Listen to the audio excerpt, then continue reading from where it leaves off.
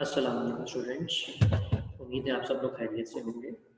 My self मशहूर Rahat and welcome to the mathematics classes. आज हम जो टॉपिक डिस्कस करेंगे वो टॉपिक है एक्सरसाइज 3.5 क्वेश्चन नंबर 2। प्रीवियसली हम एक टॉपिक डिस्कस कर चुके हैं जिसमें हम लोगों ने क्रैमर रूल के ज़रिए सिस्टम ऑफ लीनियर इक्वेशंस को सॉल्व करना सीखा था। आज जो हम टॉपिक डिस्कस करेंगे उसमें मैट्रिसेस को यूज़ किया जाएगा सिस्टम ऑफ लीनियर इक्वेशंस को सॉल्व करने के लिए, और इसमें हम दो पॉइंट्स डिस्कस करेंगे जो कि इससे पहले हम नहीं पढ़ चुके। और वो दो पॉइंट्स क्या हैं कि how to find the adjoint of a 3x3 matrix and how to find the inverse of a 3x3 matrix. ये दो नई चीज़ें हैं जो आज आप लोग सीखेंगे। तो बेटा आपकी जो टेक्स्ट बुक है उसका पेज नंबर 138 क्वेश्चन नंबर 2 और स्मार्ट सिलेबस के अकॉर्डिंग इसका पार्ट नंबर 2 आपके सिलेबस में शामिल है, जो कि आपकी स्क्रीन पे यहाँ आपको शो हो रहा है। तो ये पार्ट नंबर 2 है जो कि हम आज क्वेश्चन सॉल्व करेंगे, और इसे हम देखेंगे कि how to use the matrices to solve the system of linear equations. तो मैं आपके सामने ये इसका सोल्यूशन जो है वो डिस्प्ले कर देता हूँ। तो ये आपको सामने शो हो रहा है क्वेश्चन नंबर 2 और इसका पार्ट नंबर 2 है। यहाँ पे हमारे पास ये तीन इक्वेशंस गिवन है, और इन तीन इक्वेशंस में हमें क्या शो हो रहा है। जो फर्स्ट इक्वेशन है वो स्टार्ट हो रही है 2x1, और ये यहाँ पे आपको ये शो हो रही है तीन equations 2x1 x2 plus 3x3 equals to -3. Second one is x1 plus x2 minus 2x3 equals to 0. And third one is -3x1 minus x2 plus 2x3 equals to -1. बेटा इन तीन इक्वेशंस को हमें सॉल्व करना है यूजिंग मैट्रिसेस। तो सबसे पहले जैसे कि क्रैमर रूल में हम लोगों ने मैट्रिक्स की एक इक्वेशन बनाई थी, सेम उसी तरह से इस मेथड में भी हमें मैट्रिक्स की इक्वेशन बनानी है, और वो इक्वेशन जो है ये आपको यहाँ पर डिस्प्ले हो रही है, जिसमें हमने थ्री मैट्रिक्स को डिस्प्ले किया गया है। सबसे पहले बेटा ये हमारे पास ये जो है ये एक कोफिशिएंट मैट्रिक्स है। ये मैंने आपको किस तरह सिखाया था, लाइक आपके पास ऊपर जो इक्वेशंस तीन गिवन है, ये थ्री इक्वेशंस जो गिवन है, यहाँ से आपने क्या करना है, इन सब के जो वेरिएबल्स हैं, वेरिएबल्स के साथ जो कोफिशिएंट्स जो नंबर्स गिवन हैं उनके जरिए आपने कोफिशिएंट मैट्रिक्स बना लिया। उसके बाद इस क्वेश्चन में जो वेरिएबल्स इन्वॉल्व हैं वो हैं x1 x2। तो यहाँ पे आपने जो है वो एक मैट्रिक्स बना लिया 3x1, यानी 3 रोज 1 कॉलम का एक मैट्रिक्स है जिसमें आपने तीनों वेरिएबल्स को इन्वॉल्व कर दिया है। राइट साइड पे आपके पास जो वैल्यूज हैं वो है -3 0 -4। ये कहाँ से आई है, ये आपके पास यहाँ पे इक्वेशन में गिवन है। तो इक्वेशन क्या बन गई, ये जो फर्स्ट मैट्रिक्स है ये हो गया a, सेकंड मैट्रिक्स है ये हो गया x, और ये थर्ड मैट्रिक्स है इसे हमने b के साथ डिस्प्ले कर। तो हमें करना क्या है बेटा, हमें x की वैल्यू फाइंड करनी है। ये जो x आपको नजर आ रहा है, हमें इस x की वैल्यू फाइंड करनी है। तो हम x को क्या करते हैं, x को एक तरफ रहने देते हैं लेफ्ट साइड पे इक्वेशन के, और a को हम शिफ्ट कर देते हैं राइट साइड पे, और ये बन जाएगा a इनवर्स, जैसे कि डिस्प्ले हो रहा है equation number 1।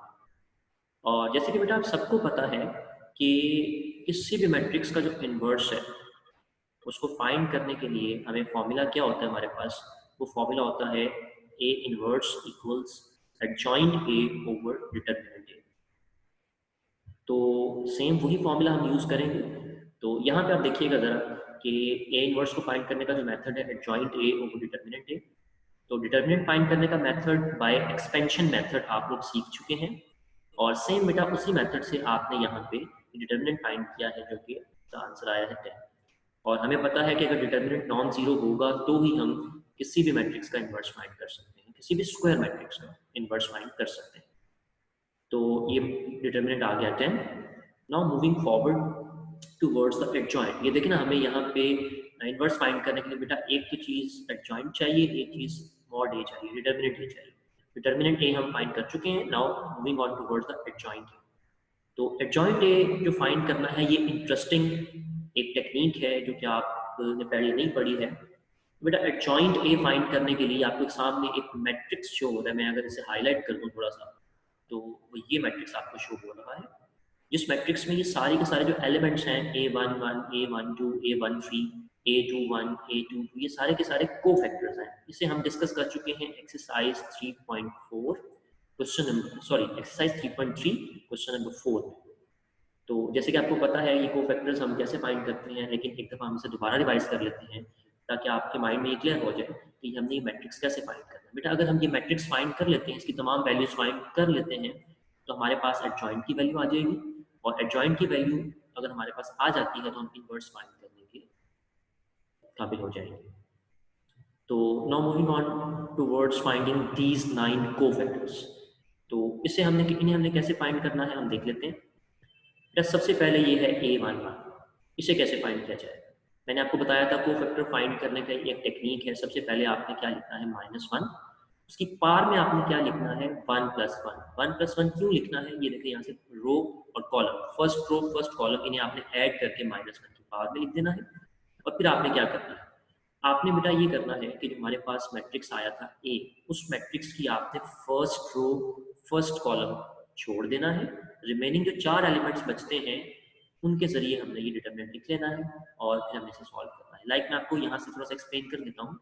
First row first column यहाँ से देखिएगा जरा, इस मैट्रिक्स में देखिएगा, ये एलिमेंट है 2 जिसकी पोजीशन है फर्स्ट रो फर्स्ट कॉलम। आपने ये फर्स्ट रो और यहाँ से ये फर्स्ट कॉलम छोड़ देना है।